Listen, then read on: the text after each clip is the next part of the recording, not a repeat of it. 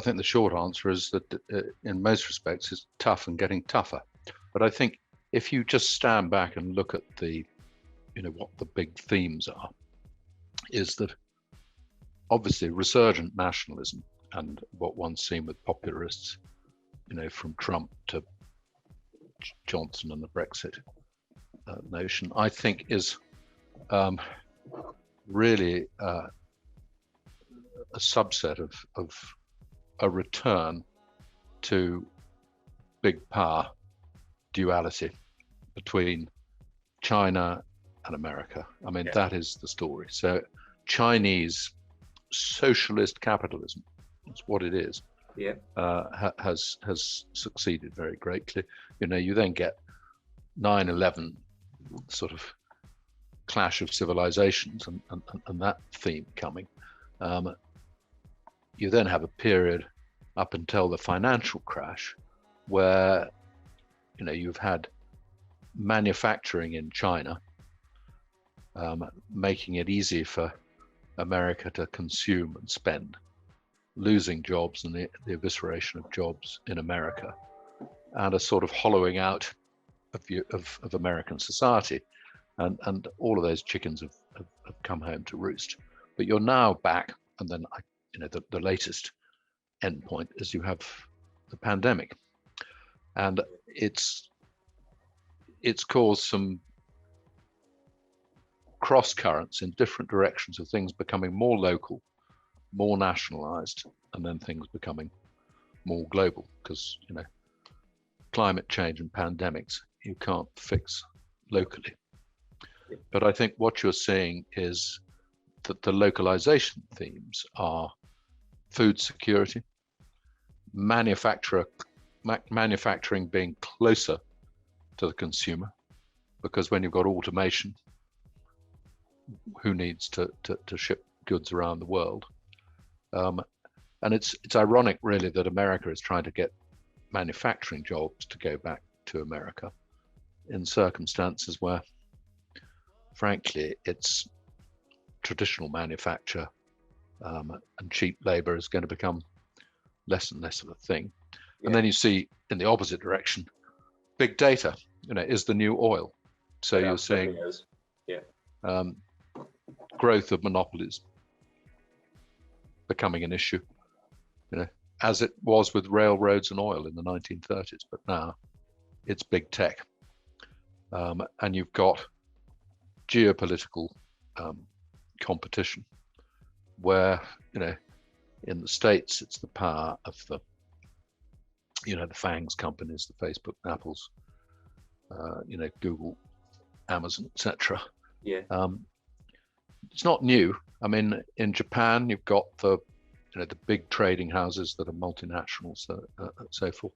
Similar thing in Korea with the Samsungs and the other big Korean outfits.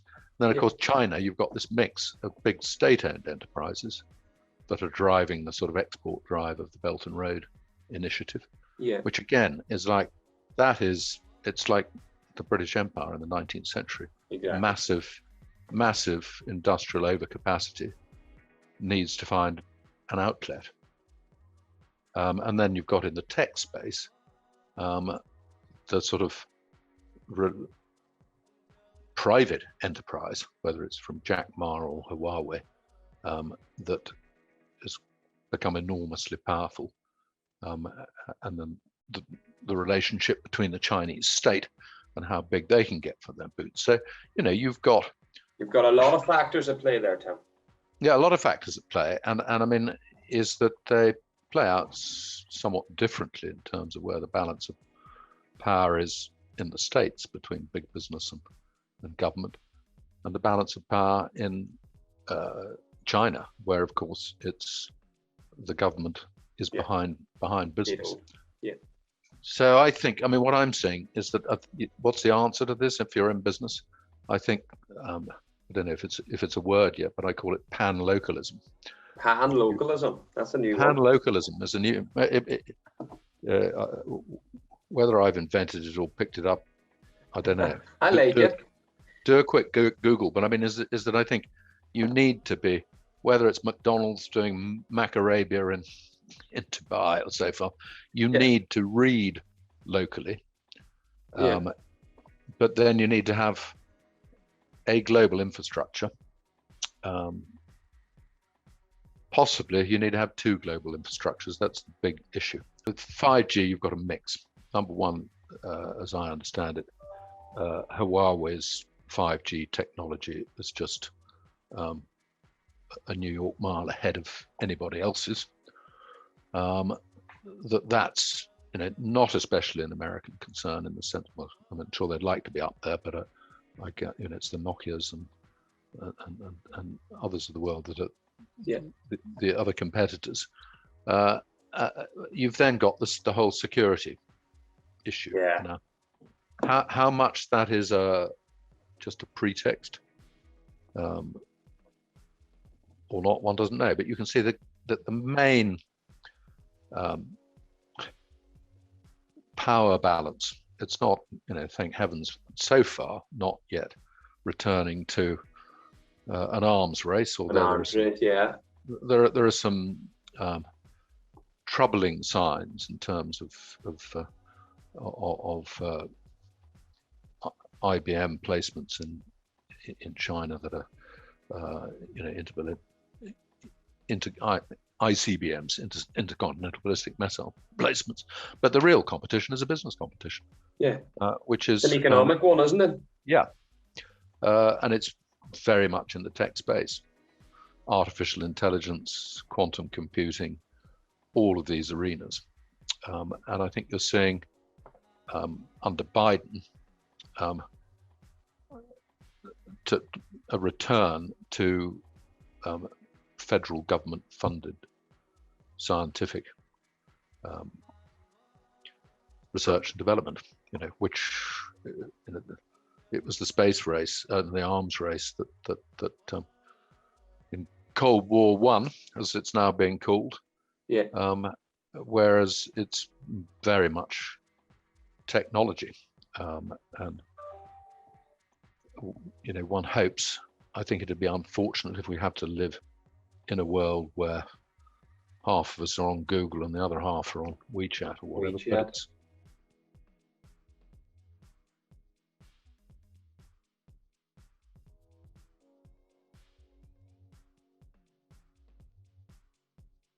to give a sort of thumbnail sketch, I think the story probably starts. I think it was possibly about 2002 that HSBC acquired its Mexican operations. And then, as you say, in 2012, they entered into a 5-year deferred prosecution agreement with the US Department of Justice. And the background to that was that it had been alleged that HSBC through its Mexican/Latin American operations had laundered, an eye-watering 881 billion of cash from two cartels, the Sinaloa cartel of Mexico and the Norte de Valle of Colombia. You're probably a football follower. I'm not sure if you follow drug cartel leagues, but I imagine that they're both Premier League. What you read slightly. I'm a big football fan. So we'll call them Paris Saint-Germain and Manchester City then. Yeah, exactly. But I mean, what you see less of in the press is that there were also allegations of 661 billion of monies that had been moved around in breach of various sanctions. Iran, Libya, Sudan, Burma, and Cuba. So you've got, broadly speaking, in the world, you tend to have UN sanctions, which the entire international community has signed up. And then you've got, US doing its own thing. And since, Uncle Sam has the global reserve currency, its muscle is considerable.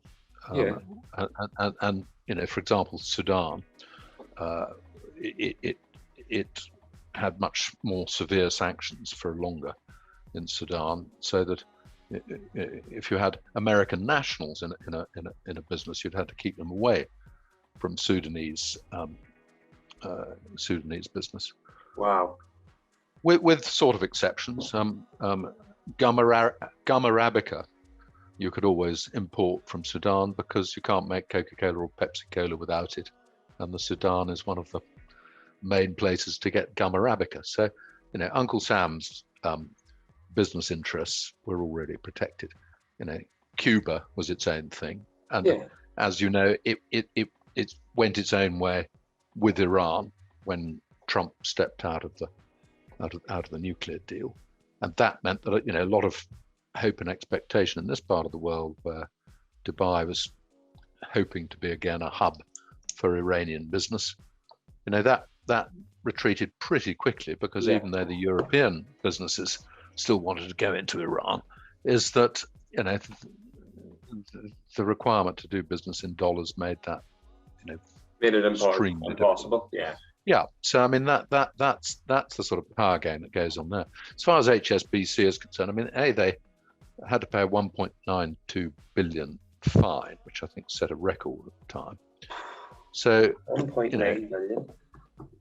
Well, I mean, Wall Street nearly bankrupted nation states in 2008, and what you've seen since is nation states playing catch up, and big fines, whether it's competition fines in the EU or those fines in the US. That's one way they do it.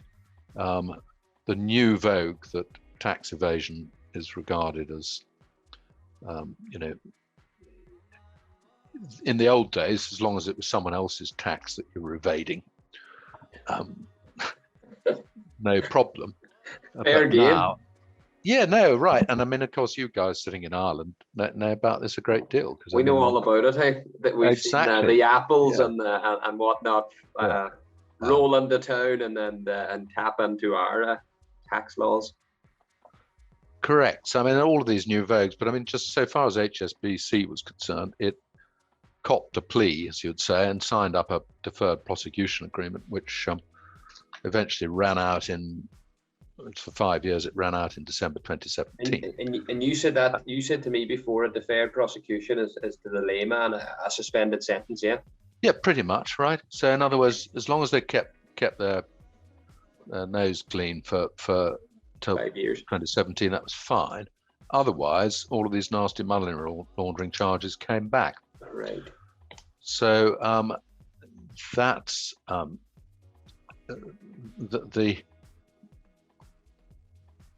their relevance to the Meng case is that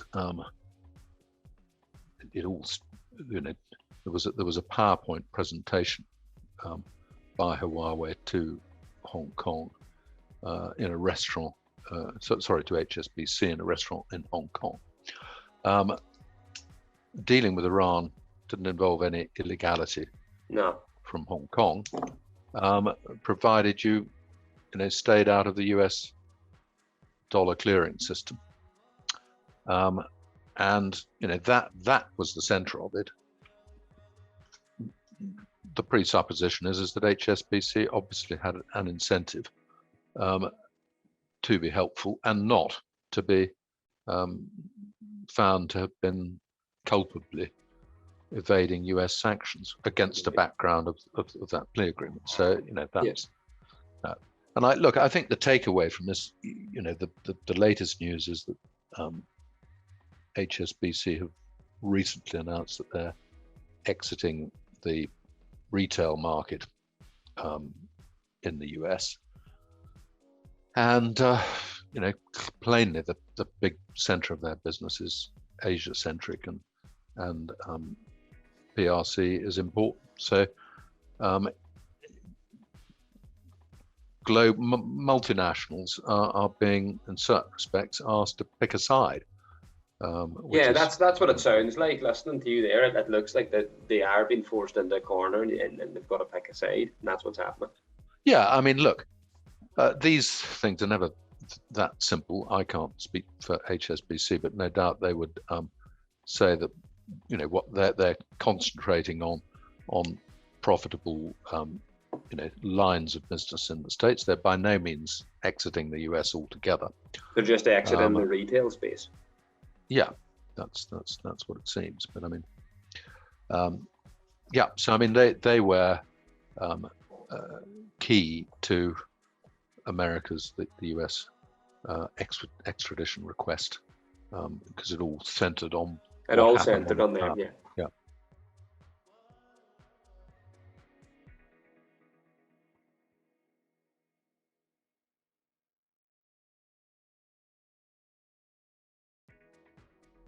Well, look, I think it's important to take a step back and understand broadly how extradition works. Yeah. And really, you've got to, I think, come from a starting point that in a world where criminality has become progressively sort of global, and it's really about a large bit about that is about money being shifted around the world, and you've had all the emphasis on anti-money laundering, proceeds of crime, etc., is that you do need a functional system for people who are suspected of crime, who are fleeing internationally, to be sent back for prosecution. And what both the Canada and the UK overhauled their extradition laws at a similar period, about late 90s and early 2000s. And what had driven it at the time was that extradition proceedings would be, people could be caught up in them for years. I mean, there was one particular family in the US called the Tolmans who had an extradition saga that went on for a very long time. So the laws were archaic and they needed to be. Yeah, I mean, they needed to overhaul it. And so, I mean, I think there's probably 5 features that are worth thinking about. One is that typically there needs to be double criminality, which means that what it is you're accused of has got to have both been a crime where it happened, and also would have been a crime if it had happened in the requested state. The state's being asked to extradite them, and we'll come back to that, its relevance in the main case. The second thing is that there just needs to be enough evidence for a matter to be sent to trial. So it's very much a prima facie case. Is that is there probable cause to believe that someone has committed an offence, and that it's not the job of the requested state to decide did they commit it or not. It's just it's not their job. Is there sufficient evidence? Yeah. Has it been fairly presented, the evidence? And has there been some abuse of someone's rights as part of the process? That'd be a reason for a refusal. And the fifth thing would be it shouldn't be a political offence, because because, for example, you've got in the sphere of refugees and all of that, is that asylum seekers, if they're subject to political persecution in the state that they've come from, that's a reason for them to be given asylum, not to be sent back. Not to be sent back. Yeah, exactly. Yeah, right. So I mean, that's there. But I mean, the political offence is a sort of it's a pretty hot button way of sending someone back. Take, for example, another extradition case, Julian Assange. I mean, there's a weird eccentricity in the UK system where, even though in our extradition treaty with the US that it says it can't be extradition for political offences, is that somehow when Parliament passed its Extradition Act, it left that out of the Act, so it's not actually part of domestic UK law. Yeah, I mean, there were a lot of there was a lot of concern that England was just handing people over to, or the UK was handing people over too easily. Yeah. Yeah, because I mean, it wasn't a level playing field, because for us to try and get someone from the States to the UK to prosecute, we've got to show probable cause, right? That's the probable cause they've committed a crime. The test that the Americans have to show is that there's a reasonable suspicion. Oh, okay.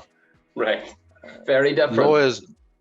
Well, I mean, it's interesting that a layman's reaction is that those two things are very different. The cases have said actually it's the same difference, but Joe Public, if you ask them, probable cause as against reasonable suspicion. It's just the terminology would suggest. Yeah, well, I mean, is an example.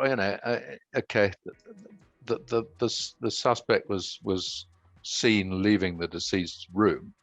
Well, that's a reasonable suspicion, perhaps. The suspect was seen leaving the deceased's room with a firearm in his hand. That's probable cause. Right? Yeah, okay. Absolutely. That's what the average punter would think. So that you had these tensions, but I mean, my prediction, for what it's worth, is that just as in the UK, they went nowhere near the whole political charge debate as a reason not to extradite Assange. I would be surprised if the Canadian judge goes near that in the case of Huawei. In the case, if and when she refuses extradition. The double criminality in the Meng case comes down to this: is that it's perfectly legal to deal with Iran from Hong Kong. Yes, they're not guilty of anything. Yeah, correct. But that's so how the US got around that. They said, "Oh no, that's not what we're saying." What they are saying is that that HSBC were deceived into lending money. So they're saying they deceived HSBC. And they're saying if HSBC had been deceived in Canada, that could have been an offence in Canada too. Right. Now, so even though the Meng team tried to knock it out on double criminality, they failed to do that on the theory that it's rejected. They're rejected on that.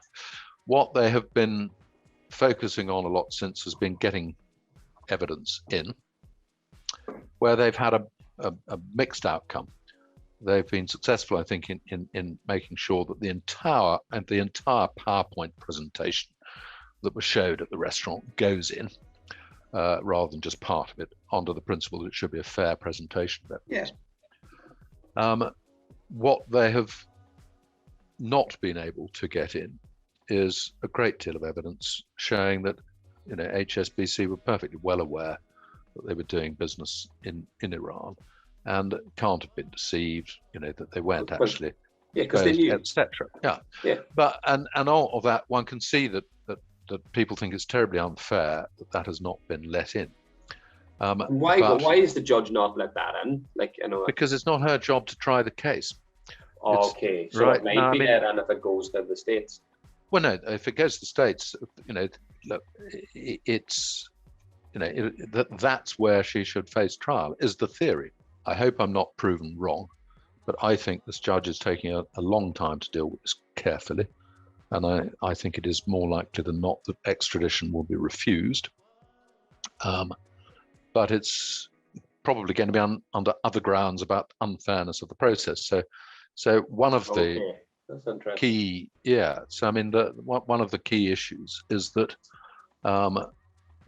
Ms. Meng was, I believe, just, even though she's got a house in British Columbia where she's under house arrest, is that I think she was actually just transiting Canada. Yeah. And even though there was an extradition request, which the Mounties have to execute, and when the Mounties go, they've got to grab you, caution you, say, anything that you say may be taken down and given in evidence, etc., read you your rights straight away. Instead of that, the defense case is that the Mounties did a sort of double act with the immigration people who just pulled Ms. Meng aside for a regular check, such as, you and I might get pulled aside when we're wandering out of Heathrow to check whether we've got, 400 Marlboro Light instead of 2 or whatever it is, right? And as part of that process, she had all of her mobile phones or personal devices removed, put in a special bag to stop the data being scratched, and had to hand over the passwords to them. Now, the defence case is that none of that should be happening. She should have been properly arrested and read her rights and all that. So, there's that. There's so could it be thrown out on those grounds? Yeah, it could be thrown out. Could be thrown out on those grounds. Yeah. So there's a deck of grounds on which it could be thrown out, and was the political pressure? As a betting man, I'd say almost certainly. For what it's worth, my prediction is that she will go free.